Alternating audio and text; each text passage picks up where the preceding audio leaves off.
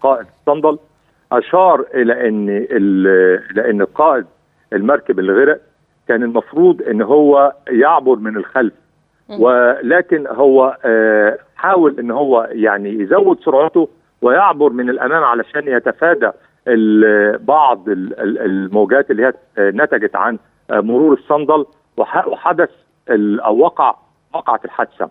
اذا الحادثه مش نتيجه وجود مخالفه في المركب نفسه. ده نمره واحد. نمره اثنين، خلينا نتكلم عن 3 ايام العيد.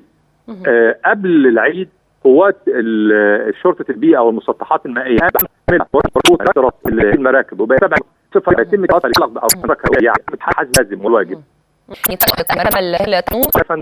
وعدم وجود الاشتراطات الواجبه في هذه المراكب. أشكرك جزيلا. وصلت الفكرة لواء أبو بكر عبد الكريم مساعد وزير الداخلية للعلاقات العامة والإعلام، كنت معنا هاتفيا. في تصريحات لإكسترا قال مالك إحدى مراكب الصيد المصرية